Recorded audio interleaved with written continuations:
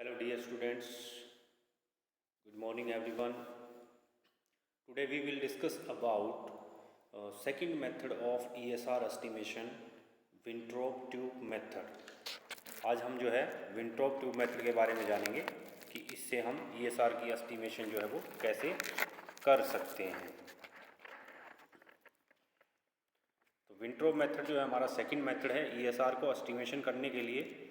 Winthrop method is also used for ESR and PCV determinations, यानी कि जो हमारा Winthrop method है इससे हम दो टेस्ट को एक साथ परफॉर्म कर सकते हैं।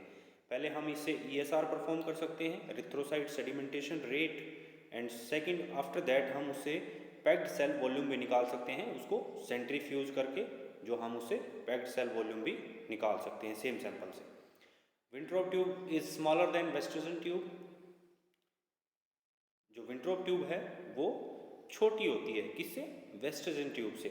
Invert the tube 2 to 3 times to mix the blood thoroughly with anticoagulant, fill the Western tubes up to mark 0 and place in the rack at room temperature undisturbed and away from sunlight। तो ये क्या है इसका basically मैं इसके बारे में बता रहे हैं कि भी Winthrop ट्यूब मेथड क्या है, इससे हम क्या क्या कर सकते हैं, ठीक है। और इसके अंदर क्या है, एंटीकोगुलेंट मिक्स जो ब्लड है वो यूज़ करेंगे, उसको 2-3 बार मिक्स करके, और आफ्टर दैट हम उसको क्या करेंगे, Winthrop ट्यूब में फिल करेंगे, ठीक है। 0 मार्क तक हम उसमें फिल कर देंगे और उसको एक अनडिस्टर्ब पोजिशंस में रैक के अंदर लगाएंगे, और जहाँ पे जो है erythrocyte sedimentation rate process start हो जाएगा। तो आइए जानते हैं इसका प्रिंसिपल कि ये कैसे काम करता है। When an anticoagulant is added to the blood and this well mixed venous blood is placed in a vertical tube, erythrocytes tend to settle toward bottom, leaving clear plasma on top. This rate of sedimentations of red blood cells is a given interval of time is called erythrocyte sedimentation rate। इसमें क्या कर रहा है कि क्या काम कैसे काम करता है, इसका प्रिंसिपल क्या है ESR का। जब हम ब्लड को एंटीकोगुलेंट के साथ मिक्स करके और उसके बाद हम क्या करेंगे, उसको एक ट्यूब के अंदर फिल करके उसको वर्टिकल कॉलम में यानी कि सीधा स्ट्रेट कॉलम में हम उसको स्टैंड में रखेंगे, तो उस दौरान क्या होगा, एरिथ्रोसाइट सेटल डाउन हो जाएंगे बॉटम की तरफ, और प्लाज्मा जो है अपर साइड में क्लियर प्लाज्मा टॉप पे आ जाएगा। और उस दौरान गिरे हुए आरबीसी का जो रेट है कुछ टाइम के बाद, जो टाइम है उसको नोट करने का, उसके दौरान हम उसको नोट करेंगे। तो ये क्या कहलाएगा, एरिथ्रोसाइट सेडिमेंटेशन रेट। ये तो हो गया इसका प्रिंसिपल। अब इसके बाद बात करते हैं हम इसके इक्विपमेंट कौन कौन से यूज़ करेंगे हम इसमें। Number 1 Winthrop tube. This tube is about 110 mm in length की जो ट्यूब है Winthrop ट्यूब जो हम यूज़ करते हैं, ये तो हमने पहले ही बता दिया कि ये जो वेस्टर्न ट्यूब है उससे छोटी होती है, साइज़ में कम होती है उससे। तो इसकी लेंथ जो होती है वो 110 mm की होती है, ठीक है। और इसके ऊपर जो मार्किंग होती है वो 0 to 100 mm की मार्किंग होती है, each at the interval of 1 mm, और हर एक मार्किंग जो है वो 1 mm के डिस्टेंस पे होती है। इंटरनल डायामीटर इज़ 2.5 mm, और इस ट्यूब का जो इंटरनल डायामीटर होता है जहाँ पे हम ब्लड को फिल करते हैं वो 2.5 mm का होता है। It can hold about 2 ml of blood, और ये जो है लगभग 2 ml ऑफ ब्लड को होल्ड कर लेती है, यानी कि इसके अंदर जो ब्लड फिल करते हैं हम अबाउट 2 ml के करीब होता है। उसके बाद point number 2 Winthrop stand. First क्या होगा Winthrop ट्यूब, उसके बाद होगा Winthrop स्टैंड। थर्ड पे क्या होगा, Pasteur pipette with a rubber bulb and a sufficient length of capillary to react the bottom of the Winthrop tube, ठीक है। उसके बाद हम क्या करेंगे, पॉस्चर पिपेट भी इसमें यूज करेंगे, लॉन्ग जिसकी कैपिलरी लेंथ ज़्यादा हो, जिसके ऊपर रबर बल्ब लगा हो, बिकॉज ऑफ कि हम पॉस्चर पिपेट के अंदर जो हमारा सैंपल है उसको फिल करेंगे, उसके बाद हम उसको ट्यूब के अंदर कैपिलरी जो ट्यूब है उसको बिल्कुल बॉटम में लेके जाएंगे Winthrop ट्यूब के, और वहाँ से फिल करते हुए धीरे धीरे धीरे उसको अपर साइड ले आएंगे।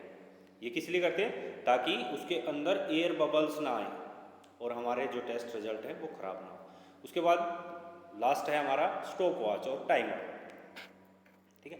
क्योंकि 1 आवर्स के बाद हम इसका जो है टाइम नोट करते हैं, रीडिंग लेते हैं टेस्ट की, तो इसलिए हमें हमारे पास स्टॉप वॉच या टाइमर इस टाइप का जो जिससे हम टाइम ड्यूरेशन को नोट कर सकें वो इक्विपमेंट होना चाहिए। उसके बाद बात करते हैं हम स्पेसिमिन कि भाई हम इसमें कौन सा स्पेसिमिन यूज़ करेंगे, किस टाइप का ब्लड हम इसमें यूज़ करेंगे इसको परफॉर्म करने के लिए। वेनस ब्लड कलेक्ट इन EDTA और इन ऑक्सलेट ट्यूब, यानी कि जो वेनस ब्लड हम डायरेक्ट वेन से जो ब्लड कलेक्ट करेंगे वो किस में करेंगे, या तो वो EDTA ट्यूब हो या डबल ऑक्सलेटेड ट्यूब हो, ठीक है। Test should be perform within 6 hour of collection, और जो टेस्ट है वो हम कितनी देर के अंदर अंदर कर लेंगे, विद इन 6 आवर उसको परफॉर्म करना जरूरी होता है, बिकॉज ऑफ उसके बाद जो है थोड़ा सा सेल्स भी डिग्रेड होने शुरू हो जाते हैं, तो तब तक हमें कर लेना चाहिए।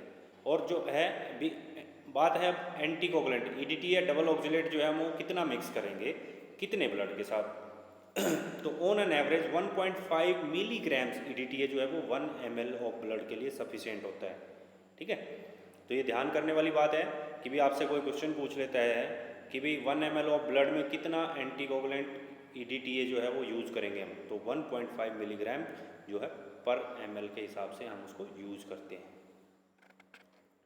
उसके बाद इसका प्रोसीजर्स भी, इसको हम प्रोसीड कैसे करेंगे, तो सबसे पहले क्या है, mix the anticoagulated blood sample thoroughly, कि भी जिस भी कंटेनर में वायल में हमने एंटीकोगुलेटेड ब्लड ले रखा है हम उसको पहले टिल्ट करके मिक्स करेंगे, ठीक है।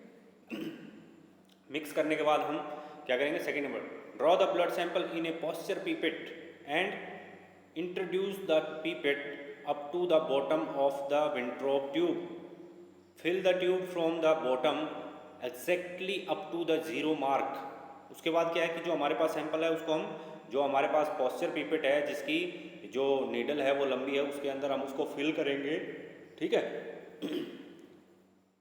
फिल करने के बाद हम उस पॉस्चर पीपेट को विंट्रोप ट्यूब के बॉटम में रखेंगे और वहाँ से हम उसको फिल करते हुए अपर साइड की तरफ लेके आएंगे और एग्जैक्ट उसको 0 मार्क तक हम फिल करेंगे, बॉटम से अपर की साइड जो 0 मार्क है वहाँ तक हम उसको फिल करेंगे। There should not be any air bubble in the tube, और उस दौरान ट्यूब के अंदर कोई भी एयर बबल्स नहीं होना चाहिए, बिकॉज ऑफ कि अगर हमारे सैंपल के बीच में एयर आ जाती है जब हमने उसको विंट्रोप ट्यूब में फिल कर दिया है, तो वो क्या करेगी, हमें फॉल्स रिजल्ट प्रोवाइड करवाएगी और एरिथ्रोसाइट सेडिमेंटेशन रेट में एरर क्रिएट करेगी। उसके बाद number 4, place Wintrobe tube in A Wintrobe stand in vertical position. जब हमने उसको 0 मार्क तक फिल कर दिया है तो उसके बाद हम उस ट्यूब को क्या करेंगे, विंट्रोप ट्यूब स्टैंड के अंदर वर्टिकल पोजीशन में अनडिस्टर्ब पोजीशन में उसको एज इट इज़ 1 आवर के लिए रख देंगे, ठीक है। टेक रीडिंग आफ्टर 1 आवर, और उसके बाद हम जो है आफ्टर 1 आवर हम उसकी रीडिंग नोट करेंगे कि उसमें प्लाज्मा कितना सेपरेट हुआ है और RBC कितना सेटल डाउन हुआ है, ठीक है। उसके बाद बात करते हैं हम नॉर्मल रेंज की। तो विंट्रोप ट्यूब में नॉर्मल रेंज जो होती है वो मेल में 0 to 7 mm पर हावर्स होती है और फीमेल्स में है 0 to 10 mm पर हावर्स होती है, ठीक है। हाँ, इसमें अगर कई बार क्या होता है स्टूडेंट्स को नहीं याद होता है, तो मोस्ट प्रोबेबली अगर आप कहीं भी पढ़ेंगे तो उसमें क्या होता है कि जो है जो वेस्टर्न ट्यूब वाली ही लोग नॉर्मल वैल्यूज़ लिख देते हैं, लेकिन इसमें डिफरेंस होता है बिकॉज ऑफ कि जो हम सैंपल यूज़ कर रहे हैं, जो हम ट्यूब यूज़ कर रहे हैं, क्योंकि वेस्टर्न ट्यूब के अंदर जो हमने सैंपल यूज़ किया वो ऑलरेडी डाइल्यूटेड है 1:4 में, तो उसमें वैसे भी ये सारा इंक्रीज हो जाता है। सेकंड नंबर कि उसकी जो मार्किंग है वो 200 है, ठीक है, और इस वजह से उस वेस्टर्न ग्रीन मेथड और विंट्रोप ट्यूब मेथड में थोड़ा सा डिफरेंस होता है रेंज। उसके बाद प्रिकॉशंस भी हमें उस टेस्ट को करने के दौरान कौन कौन सी सावधानी रखनी है, ठीक है। तो सबसे कॉमन प्रिकॉशंस इन दोनों मेथड्स में कॉमन्स होती हैं, ठीक है। वॉश जो है, सॉरी यहाँ पे वेस्टर्न लिखा हुआ है, यहाँ पे आएगा Wintrobe tube immediately after use, कि भाई ट्यूब को हम यूज़ करने के बाद उसको वॉश कर देंगे, ठीक है। Rinse it with DH2O and dry in the incubator at 37 degree Celsius. Washing powder, acid, alcohol should be avoid for washing, तो ये हम उसमें यूज नहीं करेंगे, ठीक है। उसके बाद है मेरिट्स एंड डीमेरिट्स, ठीक है। Merits and demerits. तो इसके बेनिफिट्स क्या हैं? इसका सिर्फ एक मेन बेनिफिट ये है कि same blood samples can be use for ESR and after 1 hour for packed cell volume determination, कि जिसमें जो सैंपल हमने यूज किया है उससे एरिथ्रोसाइट सेडिमेंटेशन रेट एस्टिमेट करने के बाद, उसकी वैल्यू लेने के बाद हम उसी सैंपल से पैक्ड सेल वॉल्यूम भी निकाल सकते हैं, ठीक है, PCV टेस्ट को भी परफॉर्म कर सकते हैं। इसकी डीमेरिट्स क्या हैं? इसकी डीमेरिट्स थोड़ा सा क्या है कि ये लेस सेंसिटिव है देन वेस्टरग्रीन मेथड, ठीक है। Blood column tube is short, chance of errors are high in increase ESR more than 80%, क्योंकि इसकी जो कॉलम है जिस ट्यूब के अंदर हम ब्लड फिल करते हैं उसकी लेंथ शॉर्ट है, वो 0 to 100 मार्क्स है। इस वजह से अगर ESR की जो नॉर्मल